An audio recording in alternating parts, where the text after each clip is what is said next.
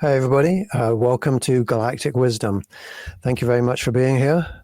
My mic is a little out of position because I spilled drink all over my keyboard and desk a couple of days ago and still am readjusting everything. Anyway, okay, so there's some interesting stuff going on at the moment. First of all, I'll let you know that my next tour is being planned right now, and I am going to be traveling around half of the US, basically, in a couple of months, to some key locations around the country that are UFO, UAP, alien related. I will be going to places like Roswell. I'm going to go to Marfa to try and see what's going on with the Marfa lights. If you've ever heard of the Marfa lights, it's like a unusual alien glows that happen in the mountains out there in Texas.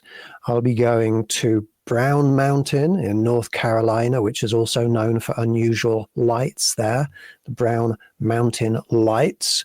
Let's see, I'm heading all over the place. I'll be going down as far down south as Fort Lauderdale and Tampa in Florida. I'll be going further south in Texas than I've been forever. Austin, Texas, Houston. So yeah, keep your eyes open for the upcoming tour events that I'm going to be leading. I have had a few I'm drawn in different directions. I work with different beings, and I sometimes find that they draw me in different places in different directions, and I am being drawn to Las Vegas. I live over 4 hours away from Las Vegas, but 3 or 4 people in the last few days have contacted me who either live in Vegas or who are connected with beings who live in Vegas, tall whites, reptilians. There's a number of different beings that live out there. Outside of Creech Air Force Base, inside of Creech Air Force Base and Nellis. So I will be heading off there. I am jumping in my car in a couple of hours, actually, and driving off to Vegas. So that's the kind of life that I lead. I feel like my tall white friends are guiding me there. And hopefully, who knows, maybe I'll be able to meet with them. I've had some pretty amazing experiences with tall whites in the past, out there in the desert. So anyway, today I am going to talk about food, and I am going to talk about good food. What is good food? Well, most people eat food because it tastes nice. That's basically the main criterion that a lot of people have for why they eat the food that they eat. It tastes good. It's can be comfort food. It can, it's obviously there for nutrition and energy as well. But most people just sort of eat what tastes nice, and I suppose that cost is also a factor in there. But when I'm talking about good food, I'm talking about food that is good for everyone. I am talking about food that is good for our bodies, food that is good for our spirits, food that is good for other people, food that's good for the animals on this planet, food that's good for the environment, food that's good for the climate, and food that is good for our relationships with advanced non-human beings. When I talk about good food, that's what I'm talking about. There is, of course, a lot of food out there that people eat that is bad food, that is bad for our bodies. It is unhealthy. It is bad for our spirits. Our bodies and our spirits are both us, and if we damage one or if we harm one, then we're harming the other. There's a lot of food that is bad for other people, because when we eat our food, that food came from somewhere. Where does it come from? who is harmed in the process of that food getting onto your table and into your mouth. And other people sometimes suffer because of it. There is food that is bad for the animals on this planet, clearly, obviously. And it's not quite as well known, but there's a lot of food that is bad for the environment and the climate. Did you, for example, know that if you eat foods that have palm oil in them, that palm oil is very likely coming from Borneo, where there are rainforests that are being chopped down to grow palm trees, to get a range of different palm products. One of them is palm oil. And those forests, because they're being chopped down at an alarming rate, they're home to orangutans, the only home to orangutans in the wild. And the orangutans are losing their homes. So, the food that we eat impacts animals. And I'm certain that nobody that watches my show intends harm upon anybody. Certainly not animals, certainly not orangutans. But if we don't know all of this stuff, if we don't know about where our food comes from, then we might be causing harm unknowingly. And I think that's really what this show is about, to try and help people to not harm others unknowingly, and to be good for the world and people and the universe. A lot of food is bad for the environment and the climate. I'm going to talk more about that today. And a lot of food is bad for our relationships with aliens. When I host my contact events, this might surprise some people, and I do lose people from my groups because of this. But when I host contact events, I have a lot of advice and requests for people that attend my events. Come with peace in your heart. Come with the intention of being friends with these beings. Don't show up with weapons. And I ask people not to show up with animal products that they're going to eat. Like if you're just about to contact a different species, if you're reaching out to a different species in a peaceful way, you want to be friends with them. And just before you do that, you start eating another species of non-human intelligence, and you can't eat another species in a peaceful way. It doesn't look so good to these beings. And I know that the stuff that I say turns people away because, people like their food. They like the relationships they have with their food.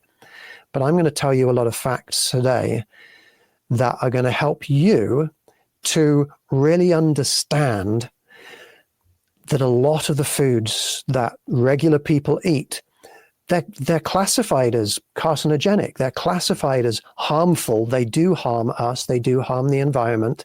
And they do not look, it does not look good to the beings that are out there, the non-human beings out there, when we're causing such harm. It makes them think, why would I really want to be friends with that species? So in this session today, in this podcast, I am going to examine which foods are good for us all, which foods are bad for us all. I'm going to start off by examining which foods are good and bad for the climate. Then I'm going to move on to which foods are good and bad for our own personal health.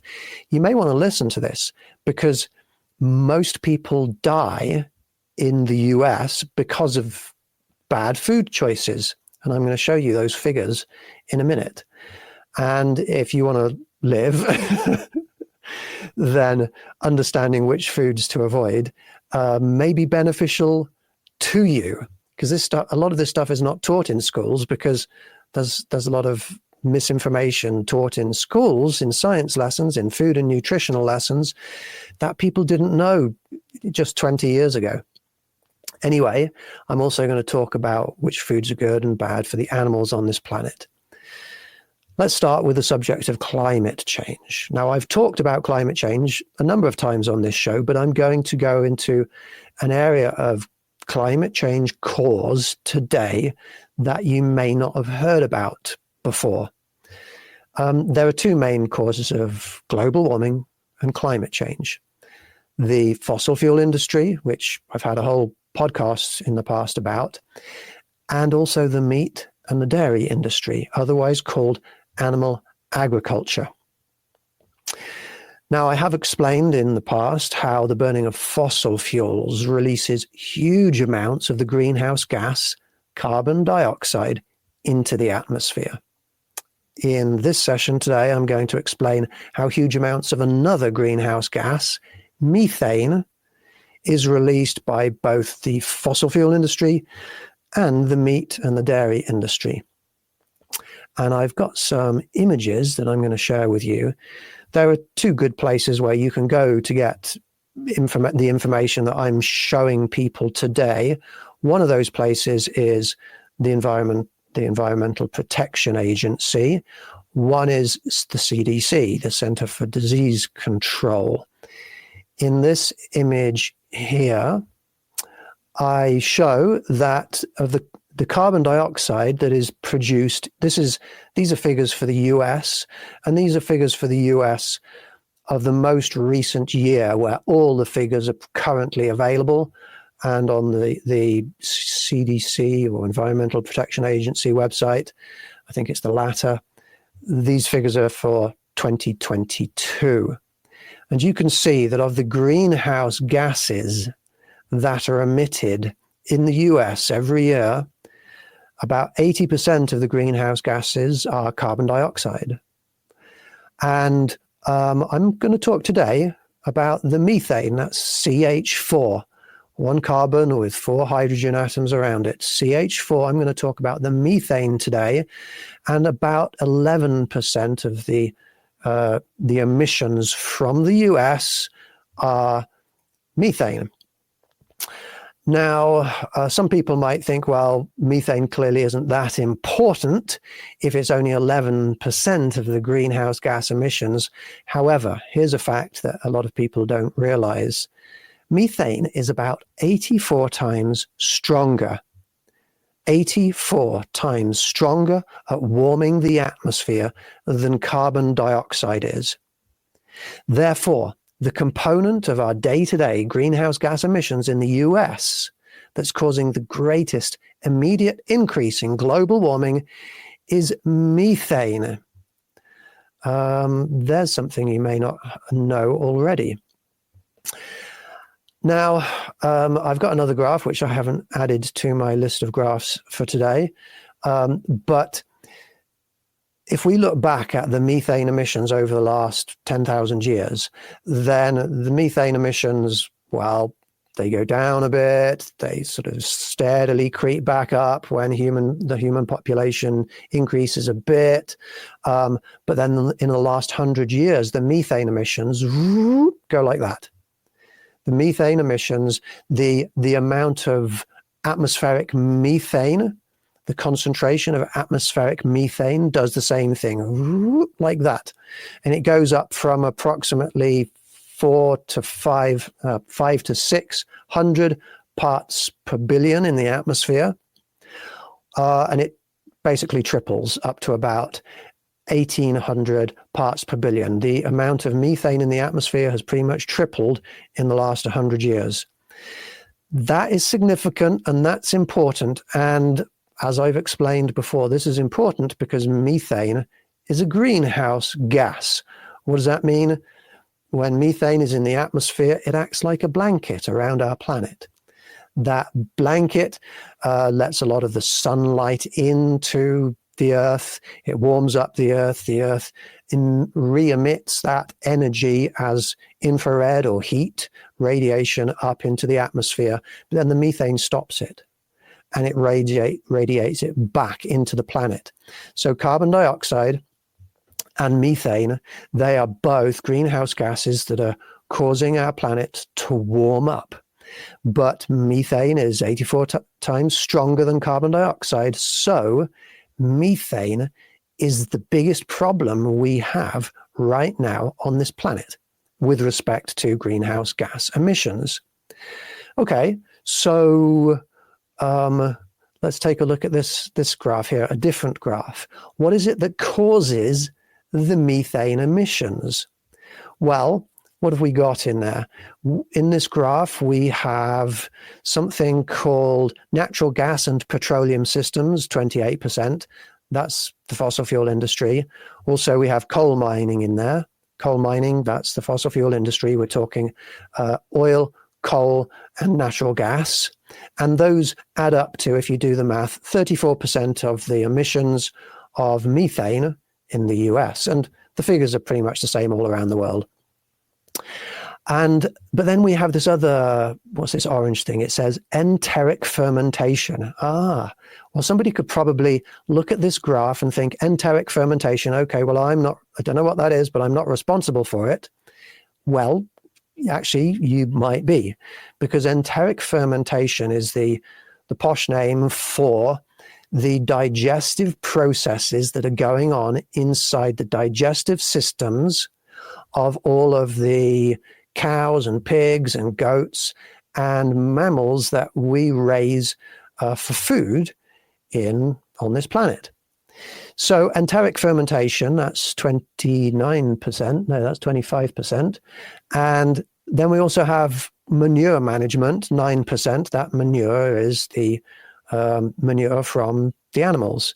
So also 34% of the methane gas emissions in the US and around the world are caused by animal agriculture and the meat and the dairy industry. So 34% are caused by the meat and the dairy industry, 34% are caused by the fossil fuel industry. And that adds up to approximately nearly 70%. That's most of the methane emissions.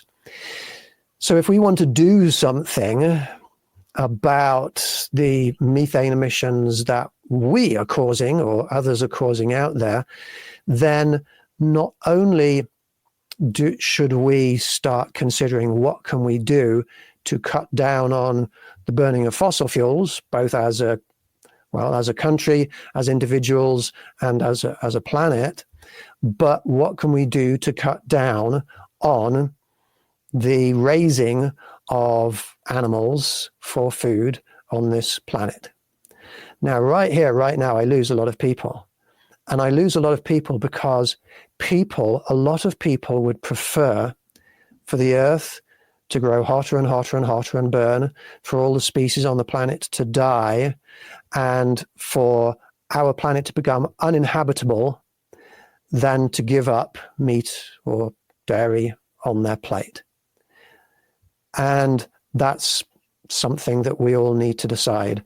I can tell you what I think is the morally right thing to do. And I'm going to give you some reasons, personal health reasons, for considering some of these options. But because the message that I'm giving is not a message that a lot of people want to hear, are open to hearing, then there's only going to be a limited benefit to me producing this podcast. But I have to tell you what is true. That's part of who I am. So I've talked about the climate a little bit. Let me talk a little bit about how animal agriculture is devastating our planet. Meals that we eat that contain meat or dairy produce up to 60 times, it's actually can be higher than that, 60 or 70 times more greenhouse gas emissions than a plant-based meal of equivalent nutritional value. Which means if people were to go vegan or cut down on their meat a lot, a person can slash their personal contributions to climate change to about a 60th of what it was before. That's a pretty big contribution to combating climate change. And it's very easy to look online, and I don't think I have the images of it here, but you can look online and see lots of graphs that show that different types of meat and dairy, they all have a much higher greenhouse gas emission footprint than any plants. And that's kind of obvious because animals take a lot more energy and plants to produce. If you remember in your lessons at school when you were learning about ecology, and maybe you learnt about food chains, and you start off always with a producer or a plant or something photosynthetic, like 99.9% of the time, you start off with plants. And you need a certain amount of land to grow those plants. Now, you could just eat the plants because they've got everything in them that you need. You could just take that energy. Or you could grow hundreds of times more plants than you're going to eat and feed all of those plants to an animal that you intend to eat one day. And in that process, it's like a really steep, shallow gradient pyramid like this. You need a huge number of plants to feed just one or two animals over the course of their lives. So you need a huge area of land to feed just one animal that you're going to eat in a year or two. There is huge energy wasted, therefore, because nothing is 100% efficient. And when you eat a plant, not all of the energy ends up inside you. A lot passes through, a lot goes to waste. And it's the same with any animal. And then when you eat that animal, there's a huge energy wastage as well. So you can imagine that the farm equipment to grow just the plants that you're going to eat is going to be a lot less than all of the farm equipment, the agricultural equipment, to grow all of the huge area of land of plants that are going to then be shipped, processed and shipped to the animals that you're going to eat. And then those animals also need their own equipment and their own care over years, often several months or years. And so the carbon footprint, the greenhouse gas emissions in the production of any meat product is way larger than any plant-based meal. There are good, very, very good aspects to adopting a more plant-based lifestyle, and I'm going to talk to you about those very soon. A lot of people don't realize that the meat and the dairy industry is the leading driver of deforestation and loss of land and biodiversity all around the world. The leading one, because the animals that we eat require huge amounts of plants to eat, huge amounts of land to grow on. We're losing rainforests, not because huge numbers of people want to live on that land, but because we're cutting down the rainforests so that we can grow controlled plants that are going to be fed to all of the animals that we eat. About half of the fertile land on this planet is now farmland. I bet you didn't know that 70% of the mass of birds on this planet are now the birds that we eat, mostly chickens. We've taken over the planet for our meat and dairy industry and our fossil fuel industry. Humans account for over 1/3 of the mass of animals on the planet Earth. About 60% of the mammals on this planet are those mammals that are raised for us to eat. That only leaves about 4% of the mammals on this planet are those mammals that are left out there in the wild, from squirrels and mice all the way up to dolphins and whales. Only 4% of the mammals on this planet are now those animals in the wild. We've taken over nature and converted this planet into a meat and dairy producing machine at the expense of nature. These are facts that people generally are not taught, but they are facts. I don't deal with beliefs. And, if you want to learn more about this subject, go and watch David Attenborough's A Life on This Planet on Netflix. That's kind of an enlightening show. I will tell you a little bit about my food journey before I talk about health, because, I'm going to talk about health in a little bit. And my podcast today, when I start talking about health, might be enough to save your life. I'm going to make it clear. I'm going to make it blunt. It might be enough to save your life. When I have given this talk to people in the past, I have had hundreds of people message me afterwards and say, Rupert, you just saved my life. But I'm going to talk a little bit about my journey to lead into that. I grew up in England consuming large quantities of meat and dairy every day. It was a big part of who I was. When I say large quantities of meat and dairy, I'd drink a couple of pints of milk a day. When I had a meal, I would have like 4 slices of toast with a 4-egg omelette with fried spam in there. I mean, I was a big meat eater. I would eat like half a chicken at a time. I was a big meat eater. I loved all different types of meat. I still love the taste, but that was who I was. So when I eventually decided that I needed to go, well, initially vegetarian for moral reasons, which I'll talk about later, it was a very hard thing for me to do, to make that change. One of the things that made that transition hard for me was that I had been taught that we all need to eat meat and dairy to maintain healthy bodies. However, it turns out that what I had been taught about food was not true. So let me show you something that you can find easily if you go to the CDC website. This is a list of the top 10 leading causes of death in this country. I'm going to take a sip of my hot chocolate coffee mix. You can see that most people in the US, and this is actually true for most people around the world, for most countries around the world, most people in the US die of heart disease. Then second to that, we've got about 600,000 die of cancer. So heart disease and cancer, those are the two main ones. Collectively, that's about that's about 1,300,000 people. What am I talking about? My mind's gone south. It's 1,300,000 people a year die of heart disease and cancer.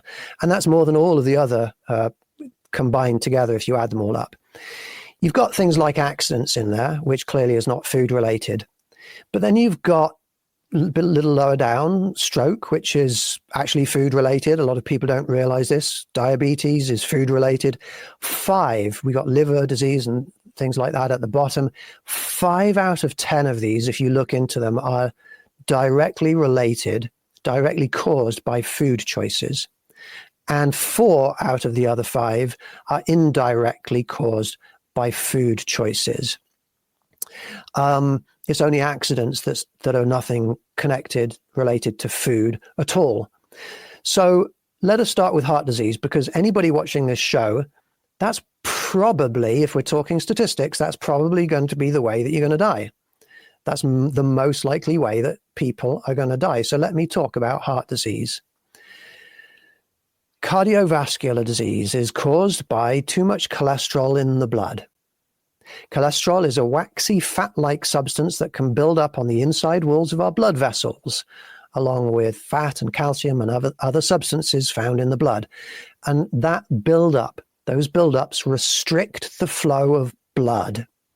And obviously we need our blood to carry oxygen around our bodies. So when we start restricting our flow of blood to different places, we're depriving our muscles of the oxygen that they need, and they can malfunction. They can go wrong. And if your heart malfunctions, that's a heart attack. These sticky buildups are called plaque. And when plaque builds up in your arteries and your veins and your capillaries, it's called atherosclerosis. This can happen in any blood vessel anywhere in your body. When it happens in your heart, it's called coronary heart disease. Okay, so where does the cholesterol in our blood come from? Well, there are 2 places it comes from, 2 sources. It comes from our livers, which our livers make cholesterol. It also comes from the food we eat. Let's talk about the liver first. Our bodies need cholesterol as a structural component of our cell membranes. This is true for humans. It's also true for animals, any animal in the animal kingdom. Our livers make all of the cholesterol that we need out of the saturated fat and trans fat that we eat. So where does the cholesterol come from? It comes from our livers, and our livers make it out of saturated fat and trans fat. So if we eat too much saturated fat or trans fat, our livers will make too much cholesterol, and they will put that into our blood. Okay? So cholesterol is the enemy here. Keep that in your minds. Where else can cholesterol come from? We can eat it. When we eat cholesterol in our food, that is called dietary cholesterol. Now, we don't need any dietary cholesterol because our livers make all of the cholesterol that we need. So all of the cholesterol that we eat is effectively extra, surplus to our requirements. Where does the cholesterol come from in our food? What kind of food does cholesterol come from? Well, remember, cholesterol is something that is needed in the cell membranes of all animals and humans and everything in the animal kingdom. The place that we get cholesterol from is meat and dairy foods. In all of the cells you eat, if you eat a cell of animal or drink a cell of animal, there's cholesterol in there. There isn't any cholesterol in plants or plant-based foods. So if you would like to eat less cholesterol, eat less meat and dairy, because that's where you're getting your cholesterol from. Now, not all meat and dairy products are equal when it comes to cholesterol. Some things are very rich in cholesterol. Some meat and dairy products don't have much cholesterol in them. But, you know, I'm vegan. I eat plant-based food diet. If you go rummaging around in my cupboards looking at the food packets, look at the nutritional information. A lot of people are not used to looking at the nutritional information on food packages, but you can do it. And, you can do it online. Where do you like shopping? Dillon's, Albertsons, Target. Go online to their websites, search for the foods that you buy, and pull up the nutritional information. It's there for most of those shops online. See how much cholesterol is in there, because you don't need to eat any of that cholesterol. And if you look in my food packets, you will see that zero cholesterol. Let us jump now to the fifth leading cause of death, which is strokes. Now, there are different reasons for strokes, but a very large number of strokes are caused by exactly the same thing that causes cardiovascular disease. It's caused by having too much cholesterol or fat or plaque in our blood vessels. If the blood vessels in our hearts become too clogged up, you get heart attacks. If the blood vessels in your brain become too clogged up, you get a stroke. That's what a stroke is. So if anybody would like to reduce their risk of having a stroke, they could eat less cholesterol or less saturated fat and less trans fat, which is often made into cholesterol. That can be achieved by eating less meat or dairy. Okay, now let us look down. What have we got here? We've covered heart disease, we've covered strokes, and less meat and dairy are very helpful in those situations. How about cancer? Okay, well, here's something that people may not realize. You can go to the World Health Organization, and indeed any government agency, including the CDC around the world, and you can see that red meat and processed meat, that's what the title is here, but in fact it's all meats to some extent. Red meat and processed meats are classed as carcinogens, products that cause cancer.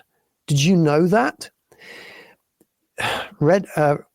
Processed meats are in the same, red meat and processed meats, they're in the same category for carcinogens as cigarettes. And you have to have warning labels on cigarettes that these things cause cancer.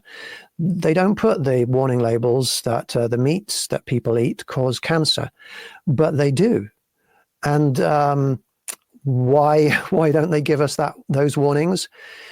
You know, we're not allowed to learn this stuff. This is information that is hidden from people throughout the world, because the meat and the dairy industry has huge power, just like the fossil fuel industry does.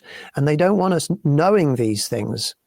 And they lobby governments, and governments receive money from the food and the dairy industry and the fossil fuel industry. You know, the meat and the dairy industry and the fossil fuel industry, they're both subsidized by taxpayer money. We give huge amounts of money to those industries, and that's because of the governments decide they want to support that. Government organizations that are there to try to monitor what is healthy in our food, those agencies, those organizations are often, they have board members on those organizations who are active members of the meat and the dairy industry. There's so much darkness and corruption in even developed countries today. It's really quite astonishing. But you can go out there and find the information, even on government websites. You can see images like this that show that, let's see, different countries here have different per capita daily meat consumption in grams. And look at the US. The US is right out here, nearly at the end. Only New Zealand is up there that eats more meat than we do in the US. And look at how this correlates, in this case, to colon cancer incidence. There is a clear line there that shows a correlation between the meat consumption and the amount of colon cancer. Well, how about things like breast cancer? Same thing. Oh, this is milk production, because, you know, milk has carcinogens in it also. We've got more cancer graphs there. There's many different types of cancer, many different types of meat and dairy, so there's a lot of different graphs out there. But all of this is stuff that is known. This is just a general graph that shows that when you increase your meat consumption, you increase your chances of dying, your mortality rate. You have here articles, dairy products linked to an increase in cancer. This, you can go and search this stuff. This is out there. This is knowledge. This is knowledge from scientific studies. There is a protein called casein, which is the main protein in milk. And that casein, when you feed it to rats and mice that have been, you know, in labs, and they rather unethically have been given cancer, the casein turns on the cancer cells, and the cancers multiply and spread. You stop feeding the mice casein, and the cancers stop, their growth stops. You can turn on cancers, you can turn them off, just with casein.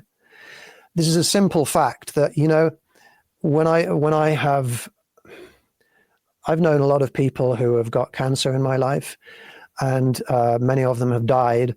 Lots of them have had to have different parts of their bodies cut off in order to get rid of those cancers. And I have tried cautiously to go up to them and say, hey, listen, did you know that milk and dairy products, they contain casein, which turns on cancer?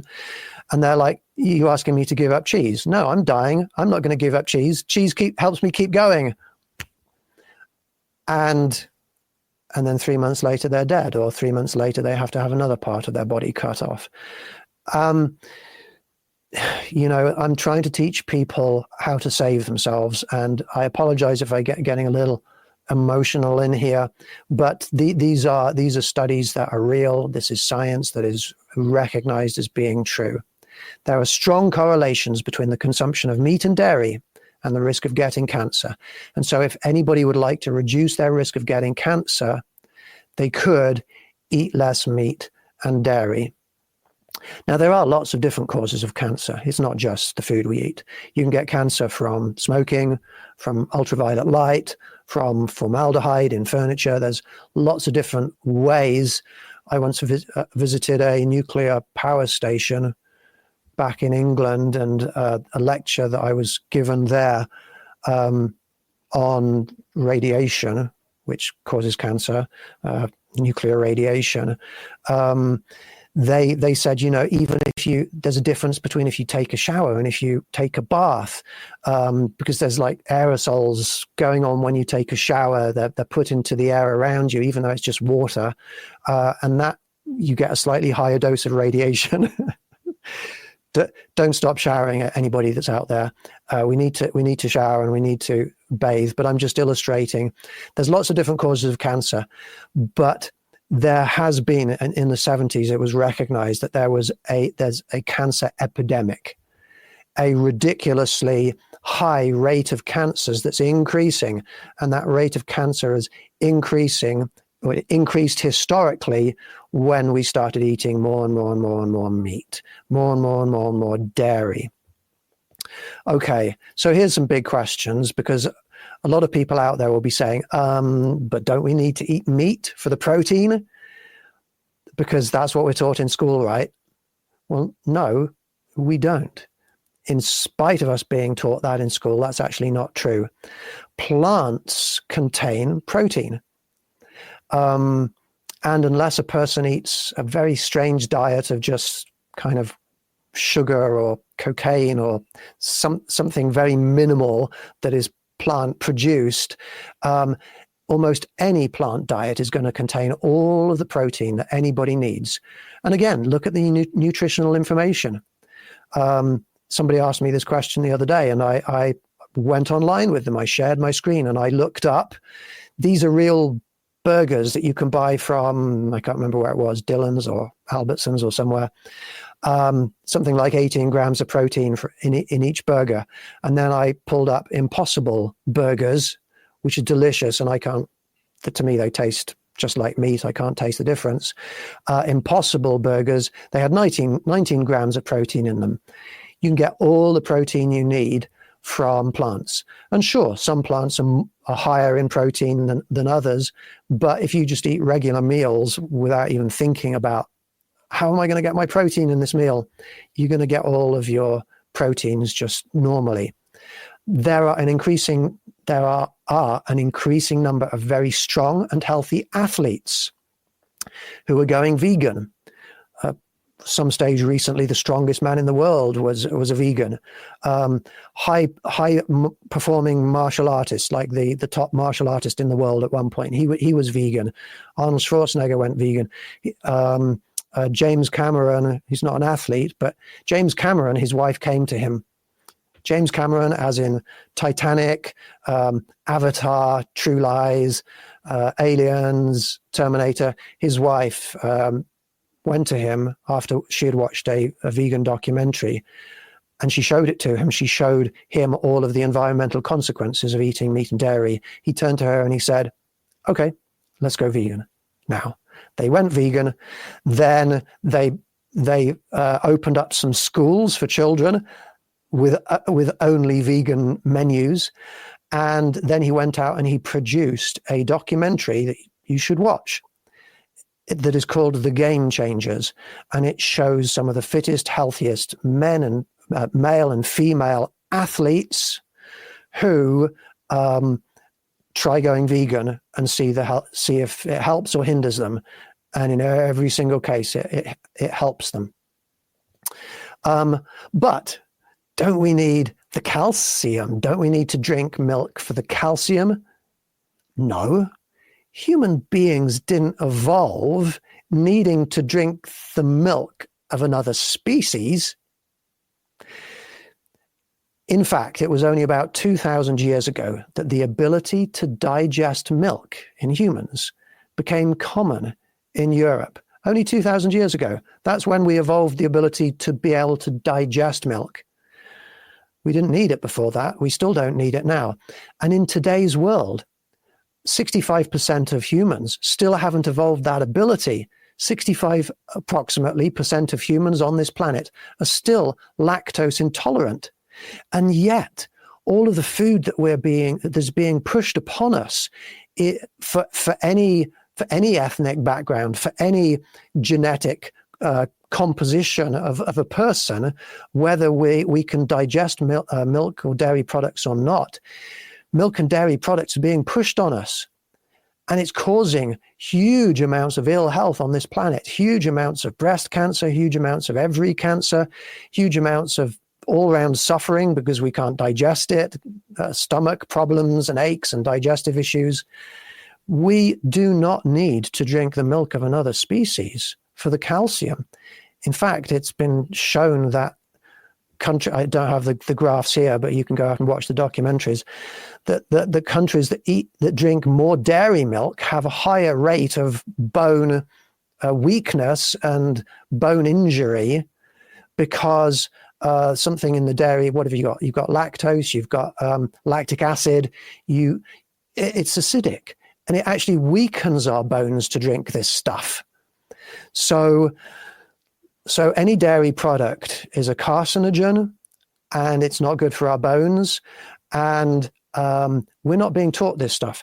You know, there was a big push a few years ago to try to get doctors, medical doctors in the US, to, when they go to medical school, have more lectures on food and nutrition.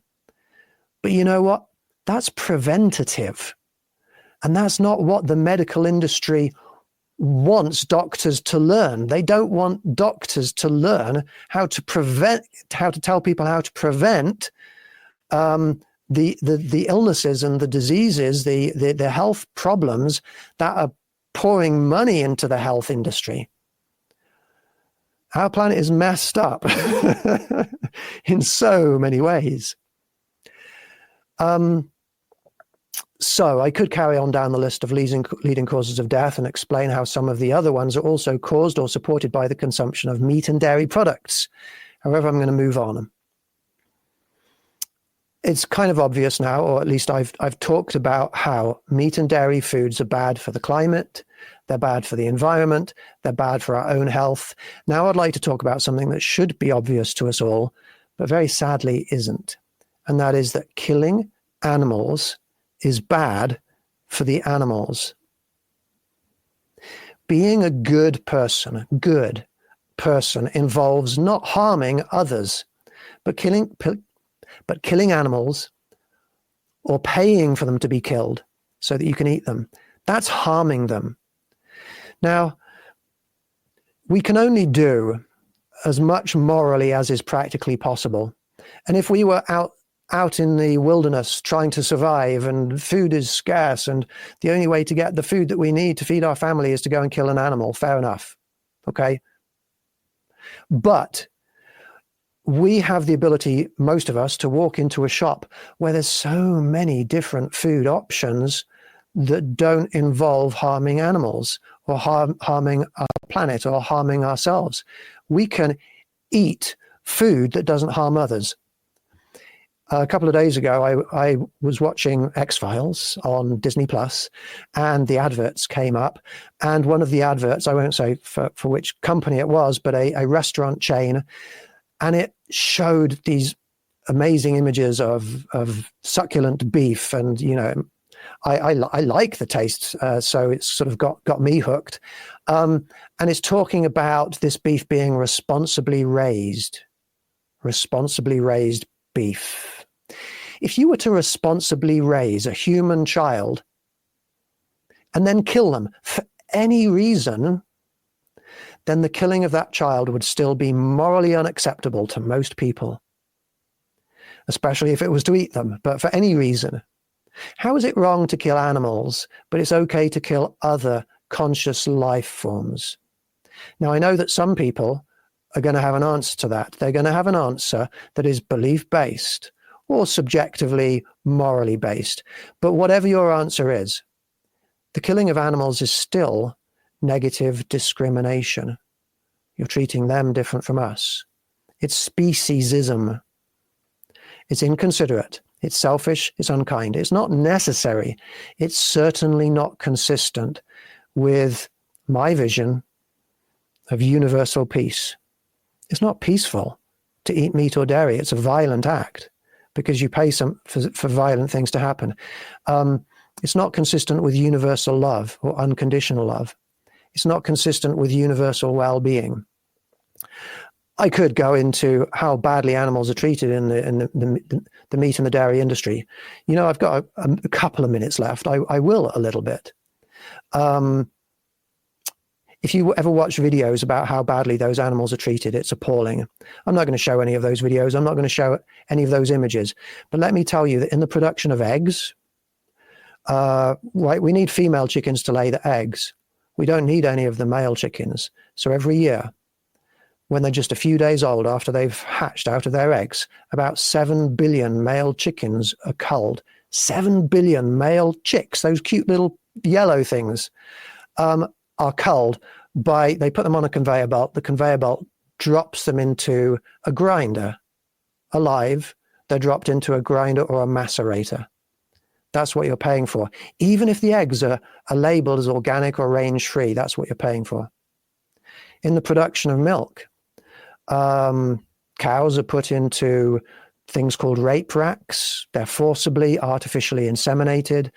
And then when they give birth, you know, they need to go through this process so that they can produce milk. Cows don't just produce milk unless they've gone through a pregnancy. Within 24 hours of the baby being born, the babies are taken away from their mothers. If you've watched the videos of those mothers desperately running after the trucks, the vehicles that have just stolen their babies, you would not drink or eat dairy ever again. And I've pretty much run out of time. So I'm not going to continue with that, but I could. And aliens can see what we're doing to the planet. And they're like, seriously? You're causing this much harm. You're causing holocaustic levels of violence to non-human intelligences on your planet, and you want to be our friends? No thanks. So I've given people 3 reasons today to consider moving towards veganism. And there's really good tasting vegan food. Go and try some. Go to the frozen section of the vegan section in your local food store. Try the Impossible things. Try the Gardein fish fillets and try all of those. There's really good replacements. Try the vegan cheeses. They're good. Almond milk, ice cream. There's so many options. Eating meat and dairy is destroying our planet. It's killing animals. It's immoral to those animals. It's causing climate change, and it's causing most people to die many years before they need to die. I hope you'll consider the things that I've talked about today. I wish you all peace, love, and happiness. You all take care. Goodbye for now.